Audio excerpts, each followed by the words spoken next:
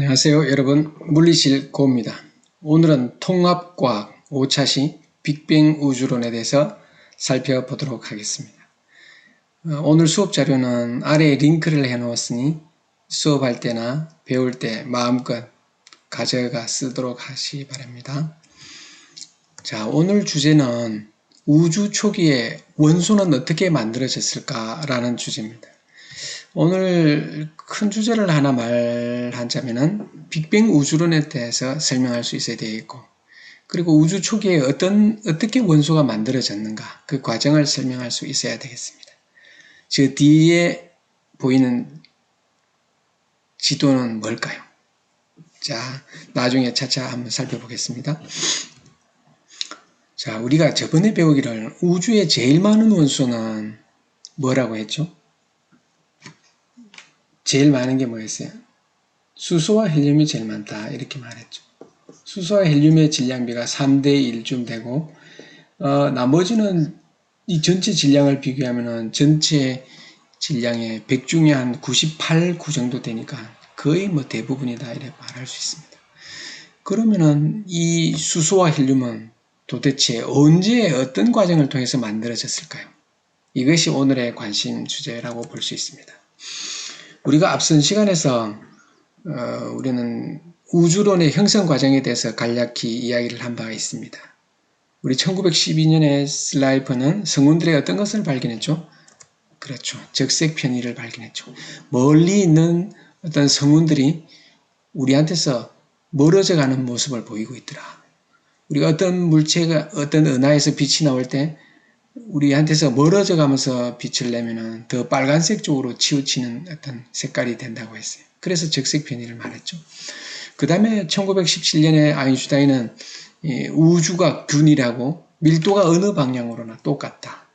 이런 걸 이용해서 시간이 지나면 우주는 이제 질량이 이제 서로 당겨서 나중에 모여들게 되면 붕괴할 수밖에 없었겠죠. 그러다 보니까 자연스럽게 안정적인 어떤 우주를 생각하다 보니 중력에 거스르는 어떤 것을 생각할 수가 있었죠. 그것이 바로 뭐였습니까? 바로 우주 상수를 도입했다. 그래서 안정적인 어떤 우주가 될 것이다 이렇게 말을 했어요. 그 이후에 프리드만은 아인슈타인의 모형 일반 상대성 이론을 바로 문제를 풀어서 그 밀도에 따라서 세 가지 어떤 가능한 우주를 제시를 했고 1927년에 르메트르는 마찬가지로 아인슈타인의 그 일반 상대성 이론에 대한 문제를 풀어서 팽창하는 우주를 계산해낼 수 있었고 최초로 허블 상수를 또 직접 구해냈습니다. 그래서 우주 전체가 어떤 시초의 원자가 이것이 뭔가 부서지면서 만들어지지 않았을까 이렇게 추측했고 그로부터 그 2년 뒤에 허블은 멀리 있는 은하들의 그 후퇴하는 속도가 우리한테서 멀수록 더 빨리 멀어지더라. 그래서 우주가 팽창하고 있다는 것을 발견을 했습니다. 자, 이것이 우리 저번 시간 배운 거의 주된 내용을 요약한 것입니다. 그러면은 그로부터 이제 우주가 팽창하고 있다는 것을 거꾸로 거슬러 올라가 본다면은 좀 더 가까이 있었고 1년, 10년, 100년 또 1000년, 만년 몇 억 년씩 올라간다면은 결국은 한 지점에 모여 있을 것이다. 이렇게 생각할 수 있겠죠. 그래서 우리 1923년에 여러 가지 이런 것들에 대해서 살펴보다가 가모브는 러시아의 이제 물리학자인데 나중에 미국에 이제 망명을 하게 되는데 이분은 어떻게 태초에 어떤 상태가 되었을까? 이거를 이제 가능성을 한번 생각해 보았죠.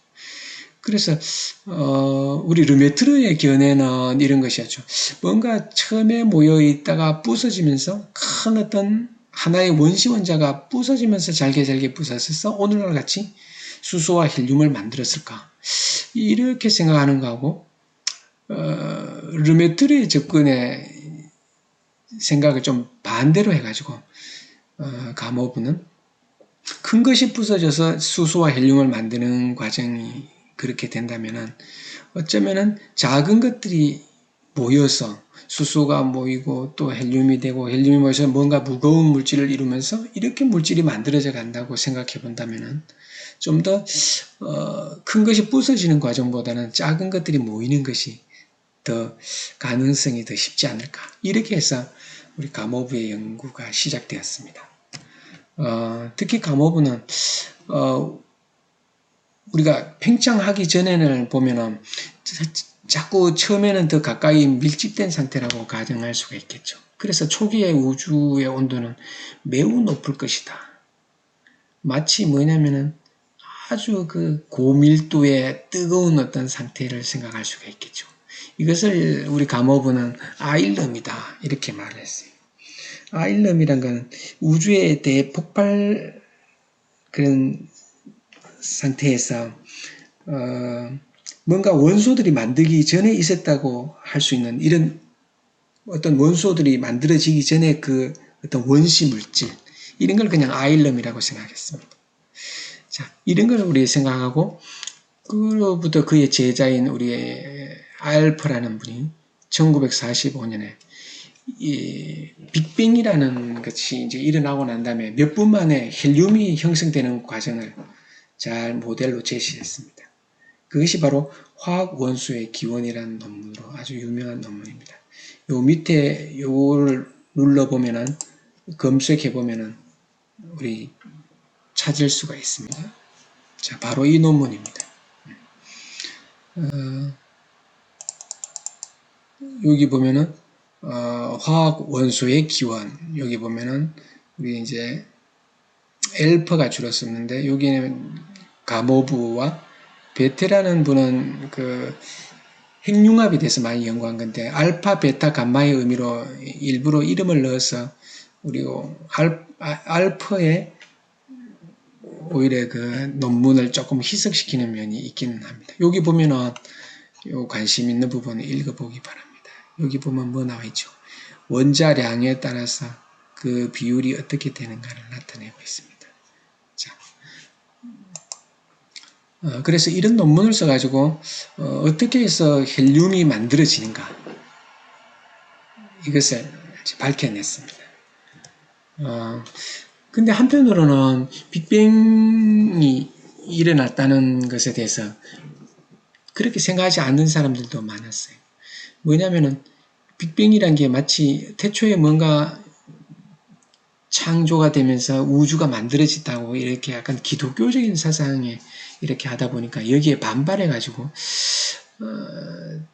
약간 특히 공산권의 러시아나 아니면 뭐 어떤 정치적인 이념과 다르다 보면 그런 나라에서는 이런 것들을 빅뱅에 대해서 아주 반대하는 것들이 많았습니다. 그 중에서 우리 이제 호일이라는 분이나 이런 분들은 빅뱅으로 인해 가지고 우주의 나이를 계산해 보니까 별의 나이보다도 젊게 돼서 우주의 어떤 빅뱅이 일어났다고 말하기는 굉장히 어렵다는 거죠.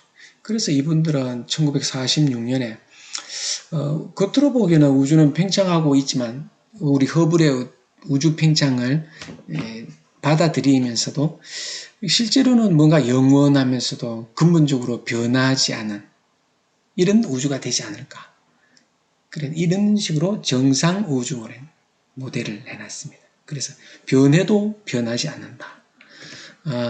거기에 대표적인 분이 바로 이 프레드 호일이라는 분인데 실제로 이 호일이라는 분은 나중에 가모브 쪽에서 빅뱅 우주론에서 제일 어려워하는 부분이 우리가 빅뱅의 순간에 수소와 헬륨은 잘 설명할 수 있어도 그 이후에 우리의 몸을 구성하고 있는 무거운 물질들 뭐 많지 않습니까? 탄소나 칼슘이나 뭐 이 뒤로 가면 갈수록 이런 것들에 대한 그 과정을 도저히 설명을 할 수가 없었어요. 이때 바로 수소, 헬륨이 더 지나고 나서 어떻게 탄소가 만들어지는가 이거에 대해서 이론적인 것을 제안해서 나중에 윌리엄 파울러가 이 과정을 밝혀서 윌리엄 파울러는 노벨상을 받지만 실제로 이 프레드 호일이라는 분은 굉장히 좀 그 어떤 논쟁에 감정적인 부분이 많아서 아마 다른 과학자들의 미움을 샀는지 나중에는 진짜 충분하게도 노벨상 받을 자격이 있는데도 받지는 못하고 그런 안타까운 분이죠. 그리고 어쨌든 헬륨보다 무거운 어떤 금속 원소들이 만들어지는 과정에서 탄소라는 것이 만들어지는데 이 탄소 원자핵이 만들어지는 것에 대해서 아주 명확하게 이론적으로 제시한 아주 대단한 분입니다. 이분이 바로 정상 우주론을 주장했어요. 특히 우리 여기서 보면은 이제 우리가 보통 보면은 우리 은하라는 게 있지 않습니까? 태양과 같은 별들이 한 수천억 개. 그러면은 우리가 이렇게 이 은하가 생기기 전에는 어릴 때의 아기 은하가 있었겠죠. 그러면 이 어릴 때의 아기 은하는 지금 은하보다도 아주 오래전에 만들어졌을 거니까 예를 들어 아기 은하가 우리한테서 발견된다면 아주 먼 곳에 있을 것이라고 생각할 수 있습니다. 근데 우리 빅뱅 우주론에서는 우리 말하면은 여기 우리 그림처럼 빅뱅이 일어났을 때부터 해서 오늘 현재까지 왔을 때 그 도중에 아기 은하들은 이 빅뱅이 일어나고 나서 얼마 되지 않았을 것이다 이래 볼 수 있겠죠. 근데 정상 우주론에 따르면은 우리가 어떤 물질이 생기고 은하가 생겼을 때 그 빈자리에 또 생기고 해서 그냥 계속 크게 변화 없으면서 밀도가 균일해지는 이런 것을 생각할 수가 있겠죠. 자, 그런데 그렇다면은 우리 아까 아기 은하는 지금도 어디선가 만들어지고 우리 가깝든 멀든 그대로 만들어지기 때문에 어느 곳에서나 발견될 수 있을 것이다 이렇게 예측을 했어요. 근데 실제로 우리가 나중에 보면 어떻습니까? 아기 은하가 발견되는 요 밑에 사진이 보이죠. 이것은 수명이 언제 만들어진 거냐면은 빅뱅 후에 여기 100만 년에 100만, 1000만, 1억 년, 수억 년 전쯤에 만들어졌던 이런 아기 은하의 모습이 보이고 있습니다. 즉 이 말은 우리 은하가 아니죠. 우리 우주가 이제 빅뱅이 있고 나서 불과 한 수억 년쯤 지났을 때 모습 아기 은하가 우리한테서 발견되는 데를 살펴보면 매우 엄청 먼 거리에 있더라. 심지어 100억 년 더 넘게 그런 걸 보면은 우리 정상 우주론에 따르면은 어떤 것들이 은하가 태어나는 것은 어느 곳에나 태어날 수 있는데 이것은 아주 먼 거리에 있다는 것을 설명하기 곤란했죠. 그래서 우리 빅뱅 우주론이 더 지배적인 어떤 더 우주에 대해서 잘 설명할 수 있는 이론으로 나오게 된 거죠. 자, 그래서 그 중에서 빅뱅 우주론이 사실은 좀 어려웠던 것은 우주의 나이가 우리 앞 시간에서 살펴보듯이 안드로메다까지 은하가 처음에 거리를 측정했을 때 세페이드 변광성을 토대로 해서 거리를 재보니까 그때 허블이 한 90만 광년 정도 된다고 했죠. 근데 나중에 거리 어떤 측정하는데 좀 문제가 있어서 좀 더 이제 바대가 더 계산을 해보니까 한 200만 광년 정도로 더 멀어지게 되고 그러다 보니까 어떤 은하의 속도를 계산해 보니까 그 이후에 1952년에 은하의 나이가 예전에 측정했던 거 허블 때보다도 한 2배 정도 더 늘어나고 그러다 보니까 어떤 우주의 나이가 18억 년에서 한 36억 년 그 다음에 그 이후에 우리 샌디지라는 이분에 의해서 더 이제 나이를 계산해 보니까 더 늘어나게 되었고 그 이후에는 더 측정이 좀 더 세밀해지면서 우리 우주의 나이가 100억에서 한 200억 년 정도 된다는 것을 함으로 해서 이런 시간적인 문제는 우리가 이제 빅뱅 우주론에서 좀 깔끔하게 해결되는 편이었어요. 우리 아까도 이야기했듯이 빅뱅 우주론의 그 어려운 점은 초기에 뜨거운 상태에서 수소와 헬륨이 합성되는 것은 정말 쉽게 설명할 수 있었지만은 이 무거운 요소, 아까 탄소 같은 경우 생기는 것들은 굉장히 어려웠습니다. 그래서 이거를 해결해 준 분이 놀랍게도 이 프레드 호일이라는 분이 바로 별의 그 뜨거운 내부에서 그 원자 핵 합성이 일어날 때 탄소가 일어나는 과정에 대해서 정확하게 예측을 하게 됩니다. 그것이 바로 예측을 하고 때마침 그때가 이제 미국에 가서 캘리포니아 공대에 가서 안식년을 이제 맞이하고 있었는데 그때 다른 연구실에 우리 윌리엄 파울러라는 분한테 탄소의 에너지 상태에 대해서 자, 우리 탄소의 에너지 상태 원자핵 중에서 특별한 에너지 상태가 있을 것이다. 이걸 이론적으로 예측을 했습니다. 이것이 바로 호일 에너지라고 이렇게 말을 해요. 그래서 우리가 탄소가 되려면 우리 헬륨이 보면은 보통 질량수가 4쯤 되죠. 요거 4쯤 되고 요거 사실은 헬륨 3개가 모이면은 12탄소가 될 수 있겠죠. 우리 배웠는 거. 보통 탄소가 6번에 12 원자량을 가진 게 많지 않습니까? 그러면 헬륨으로 치면은 우리 원자 번호 2번에 보통 4가 많으니까 이것이 한 3개쯤 모이면 되는데 뜨거운 상태에서 헬륨 원자핵이 3개가 순식간에 만나서 이 탄소를 만드는 것은 거의 불가능한 겁니다. 그래서 일단은 베릴륨을 만든 다음에 여기에서 헬륨이 결합해서 탄소 상태가 있을 것이다. 이걸 이제 윌리엄 파울러한테 한번 있을 것이다. 검토해보라고 이렇게 해서 처음에는 하지 않으려고 했는데 불과 자료를 한번 해보니까 놀랍게도 이 상태를 발견하게 돼서 나중에 1957년에 바로 수소 헬륨보다 더 무거운 탄소 원자핵이 합성되는 과정에 대해서 깔끔하게 해결을 해줍니다. 그래서 어떤 별에서의 원소의 생성 과정에 대해서 이런 분들이 전부 다 연구를 해서 발표를 하게 되죠. 그래서 수소 헬륨보다도 더 무거운 원소들이 어떻게 해서 만들어졌는가를 이제 밝히게 되는 거죠. 우리 앞에서 살펴본 바에 따르면 빅뱅 우주론하고 우리 정상 우주론, 정상 상태 우주론 뭐 이렇게 해도 되겠어요. 이것들의 차이점을 보면은 우리 빅뱅 우주론은 처음에 아주 매우 뜨겁고 고밀도의 한 지점이 폭발하면서 시간이 지나면서 이 은하들 사이의 거리가 멀어지면서 자연적으로 은하들 사이의 거리가 멀어지다 보니까 밀도는 어떻게 되겠습니까? 밀도는 감소하고 온도도 어떻게 되죠? 내려가면서 이렇게 오늘날의 모습을 띠는 거죠. 근데 정상 우주로는 우주는 뭐 팽창하더라도 계속 그 없는 사이사이에 생겨서 밀도가 균일한 모습을 댄다는 것이 바로 호일이나 본디, 골드 이런 사람들이 주장하는 정상 상태의 우주론이죠.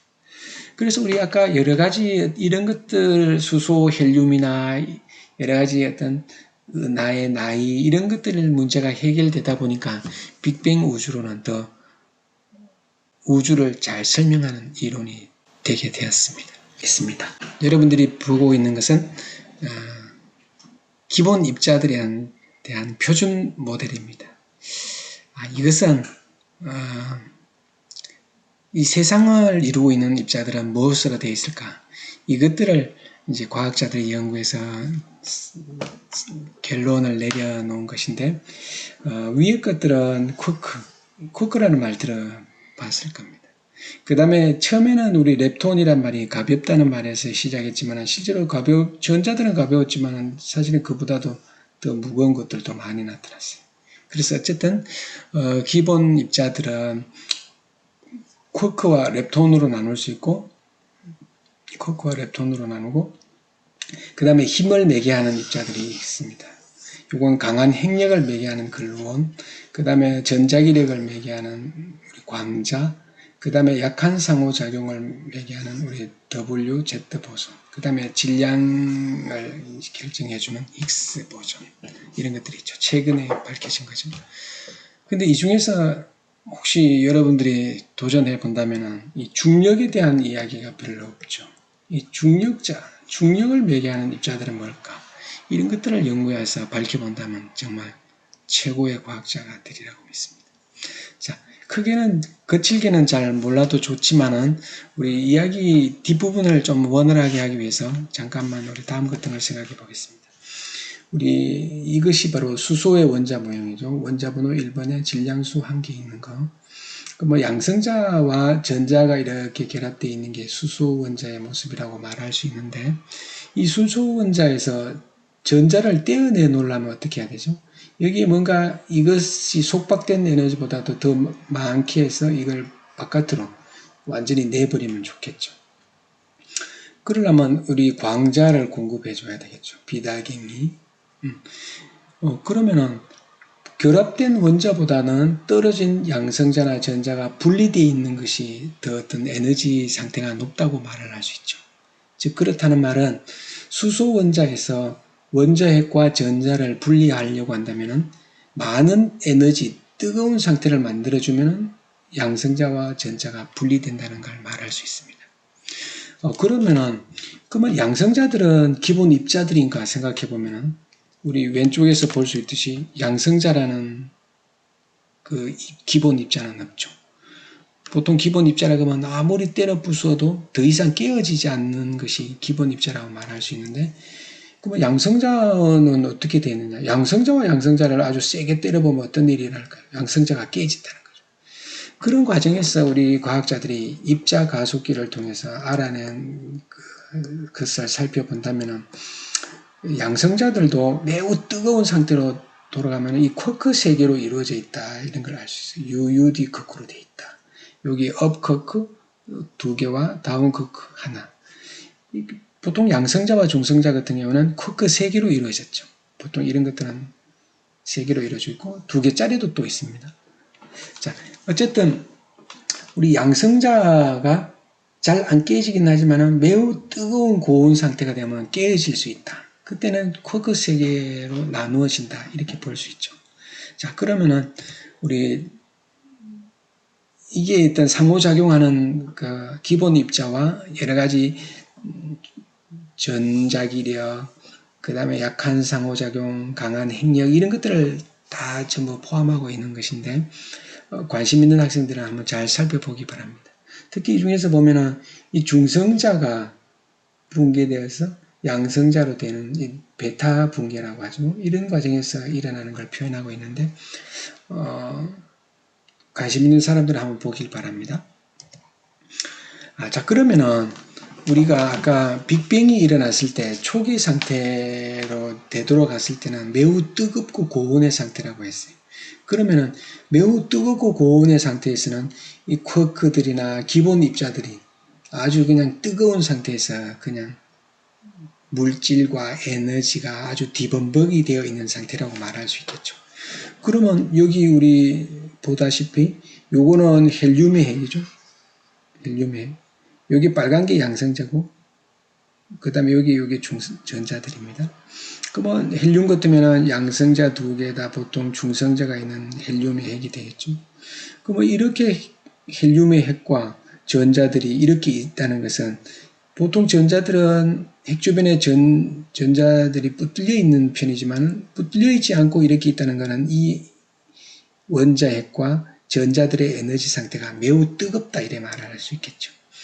그러면은 우리 아까 봤듯이 뜨거운 상태에서 이게 식게 되면은 이 핵 주변의 전자들이 플러스 핵에 의해서 붙들리게 되면서 에너지를 잃게 되면 붙들리다 보면 속박이 되면서 이제 원자가 만들어질 수 있겠죠.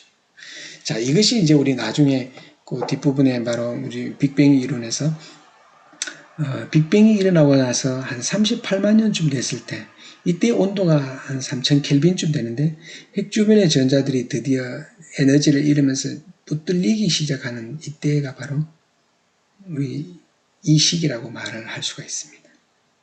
자, 그러면은 다음으로 한번 넘어가 보죠. 자, 이것이 바로 이때까지 우리가 설명한 것의 빅뱅 우주론을 잘 묘사한 그림이라고 볼 수 있습니다. 처음에 우리 빅뱅이 일어나고 나서 이제 아주 급팽창이 일어나고, 그 다음에 이제 시기별로 어떤 일이 일어나는가를 보여주고 있는 거죠. 자, 이걸 좀 더 한번 자세히 한번 살펴보도록 하겠습니다.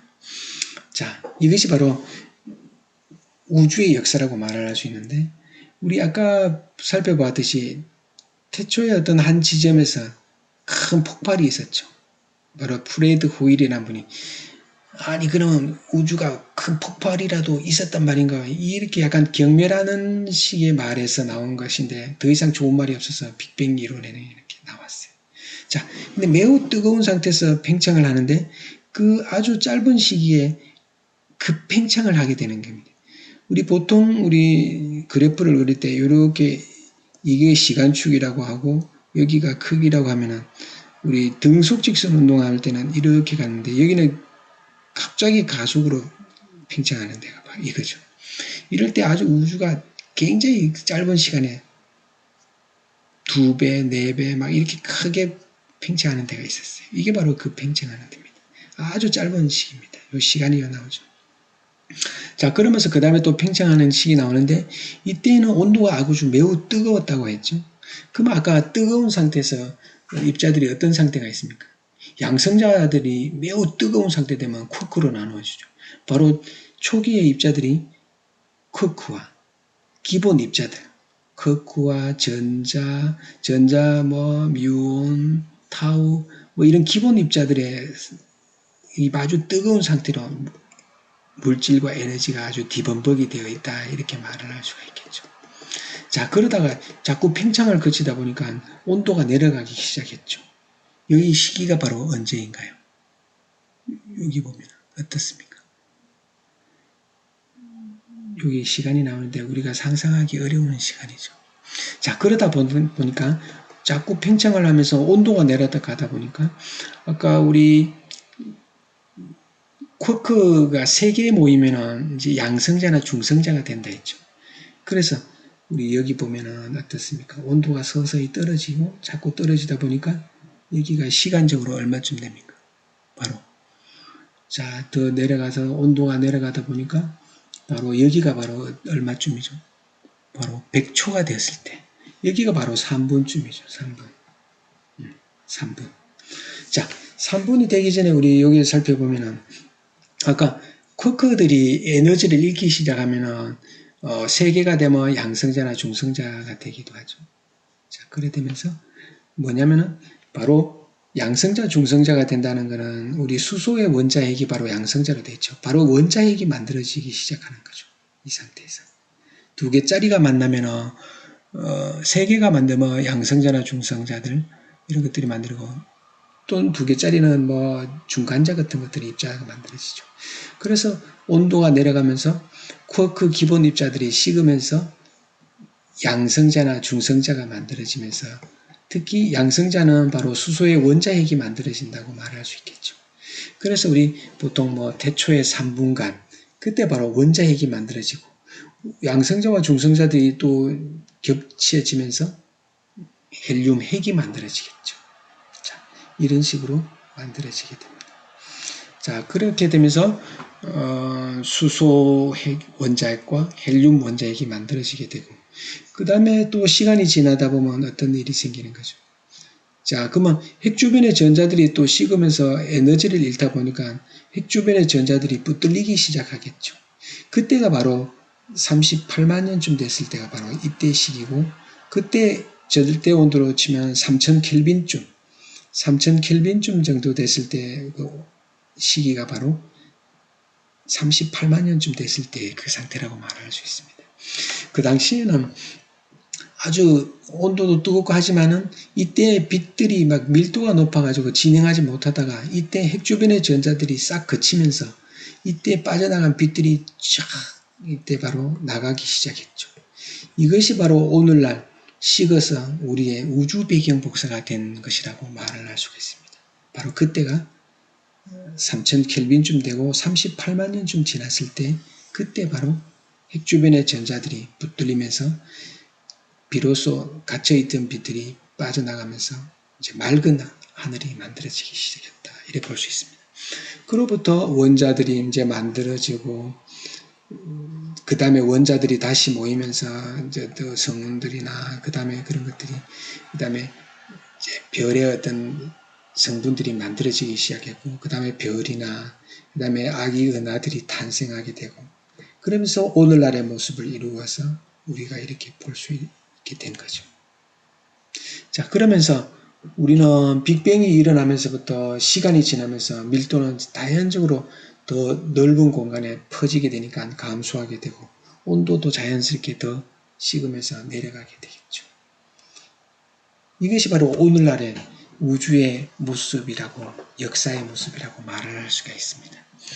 자, 그래서 우리 뭐 이렇게 매 시간마다 이렇게 크게 살펴볼 수는 없어도 기본적으로 뜨거운 상태에서는 기본 입자, 쿼크나 렙톤들이 아주 뜨거운 상태였고, 이것들이 식다 보니까 이제 쿼크들이 모이면서 양성자나 중성자가 만들어지게 되고, 양성자가 만들어진다는 것은 그 다음에 식으면서 바로 양성자 자체가 바로 수소의 원자이게 되고, 또 양성자와 중성자가 결합하다 보면 헬륨핵이 만들어지겠죠. 자, 그러다가 더 식으면서 핵 주변의 전자들도 에너지를 잃게 되면서 이제 원자가 만들어지게 되는 거죠. 핵 주변의 전자들이 에너지가 많을 때는 따로 가지만 에너지 적을 때는 붙들려 가지고 돌게 되겠죠. 그래서 원자가 만들어지게 되는 거예요. 이때의 시기가 바로 38만 년쯤 되고 온도가 이 정도 된다. 이때 바로 핵 주변의 전자들이 붙들리면서 그때 빠져나간 빛들이 바로 오늘날의 우주 배경 복사가 되는 그때 시점이라 말을 할 수 있습니다. 그리고 그로부터 한 10억 년쯤 지나면 은하가 만들어지고, 그리고 오늘날의 모습은 바로 138억 년쯤 지날 때의 오늘의 모습이다 말을 할 수가 있습니다. 특히 우리 아까 3000켈빈쯤 됐을 때 빠져나간 어떤 빛이 오늘날 식어서 뭔가 나타날 거라고 예측을 했는데, 이것이 나중에 펜지아와 윌슨에 의해서 우주 배경 복사에 대해서 그 신호를 측정하게 되는 겁니다. 여기 바로 안테나인데, 그 당시에 벨 연구소에서 있으면서 뭔가 이 통신에 잡음이 생기는 걸 아무리 줄이려고 애를 써봐도 여기 막 비둘기가 똥 넣어놓고 있는데 그 비둘기도 저 수십 킬로미터 멀리 보내고 막 이러고 닦고 열심히 했는데도 아무래도 신호가 줄어들지 않은 신호가 있었는데, 이것이 바로 우주에서 날아오는 우주 배경 복사 신호였습니다. 그때 파장의 바로 보면 여기 1.9mm짜리 전자기파가 오는 것을 알 수 있습니다. 이때 온도가 바로 온도로 치면 2.73 켈빈 정도죠. 우리 절대 온도는 섭씨 온도 더하기 273도씨라 보면 되는데, 여기 물론 소수점 1.15 있지만은 우리 절대 온도는 섭씨 온도 더하기 273이다. 그러면은 우리가 섭씨 온도 27도씨는 얼마 정도 될까요? 섭씨 온도 27도씨는 절대 온도로 고치면 얼마가 되겠어요? 이거는 27 더하기 273 하면 300켈빈이 되겠죠. 우리 보통 섭씨 온도 27도씨는 절대 온도로 치면 300켈빈 정도 됩니다. 그러면 우리가 이거 절대 온도 2.73 켈빈쯤 된다는 것은 영하 271도쯤 된다는 거죠. 영하 271도쯤 되는 그런 복사선이 그때 빠져나간 우리 38만 년쯤 됐을 때 빠져나간 빛의 흔적이다, 이렇게 말을 할 수가 있겠습니다. 이것이 바로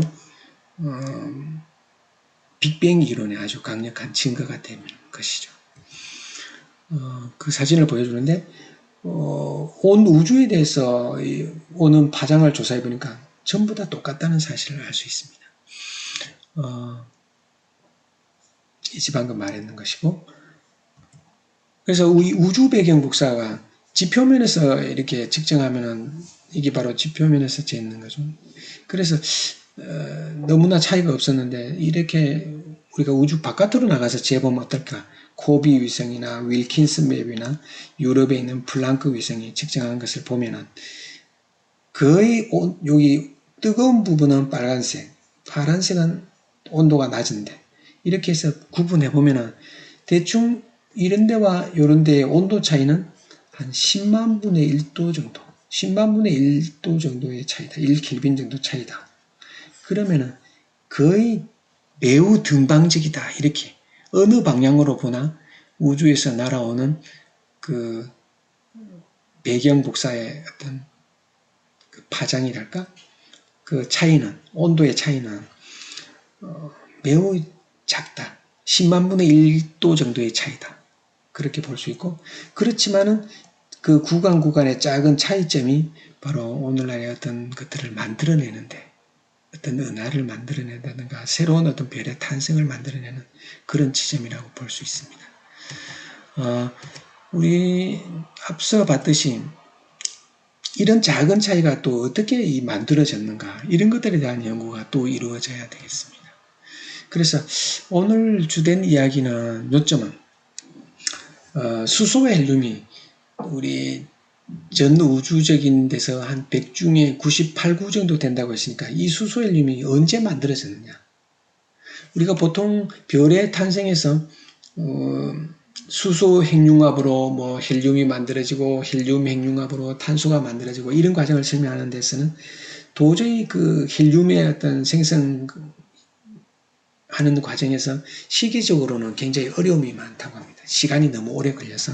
그래서 우리가 이 수소와 헬륨이 우주 초기에 폭발이, 빅뱅이 있고 나서 만들어졌다고 보는 것이 더 타당하다는 것이고, 그 증거로서 우리가 질량비가 이렇게 되는 것도 잘 설명할 수 있고, 그 다음에 우주 배경 복사로 빅뱅이 일어났다는 것을 우리 확실하게 밝힐 수가 있다 볼 수 있습니다. 오늘 배운 것을 본다면 빅뱅 우주론에서 그 시기에마다 어떤 특징이 있었는가, 이런 걸 잘 살피면 좋겠습니다. 우리 아까 봤듯이 빅뱅이 일어나고 나서 그 이후에 급팽창이 일어났고 계속 팽창하고 오늘날을 보면은 계속 가속 팽창하고 있다는 것을 보여주고 있는데 뭐 그런 정도입니다. 그러면 시간이 지나면서 우주의 온도는 어떻게 되겠습니까? 팽창하면서 당연히 상승한 것이라고 보기 어렵겠죠. 그 다음에 아까 기본 입자의 쿼크, 렙톤, 쿼크와 전자들, 뭐 기본 입자들이 있을 때가 매우 뜨거운 상태고 이것이 식으면서 쿼크들이 뭉치면서 양성자나 중성자가 만들어지게 되겠죠. 그 다음에 양성자와 중성자들이 결합하면서 원자 핵들이 만들어지겠죠. 물론 양성자 자체는 수소 원자핵이라고 말할 수 있고, 그 다음에 양성자와 중성자가 겹치게 되면 헬륨 원자핵이 만들어지는 거죠.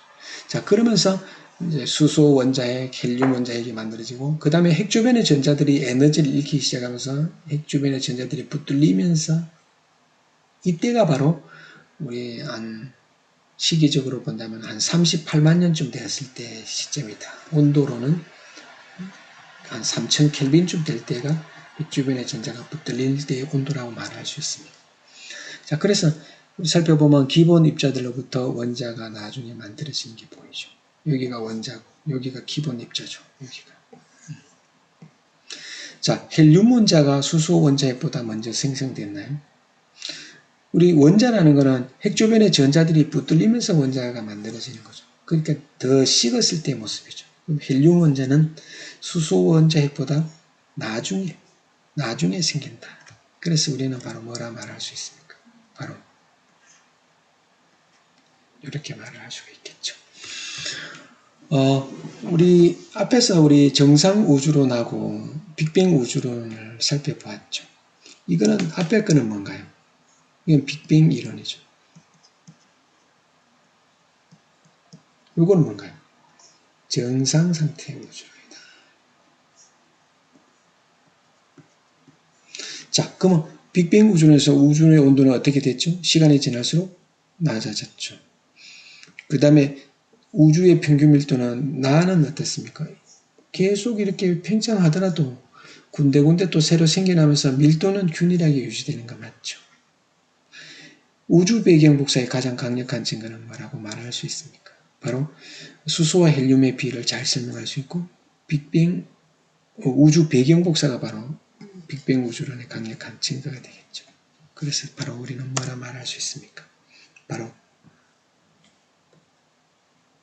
자, 이상과 같이 우리는 빅뱅 우주론에 대해서 잘 살펴보았고 수업과 관련되는 내용은 우리 아랫부분에 링크를 보면 좋습니다. 거기에 보면 되고 오늘 이 부분에 대해서 좀 더 잘 살펴보고 싶다면 요 유튜브에 영상이 나와 있으니까 요걸 보면 좋겠고 특히 요 노벨상이 선택한 잡음 요것은 우리 펜지아와 윌슨에 대한 이야기가 나오니까 그 살펴보면은 아주 편하게 잘 이렇게 배울 수 있을 것입니다. 자, 오늘 학생 여러분들 수고가 많았습니다.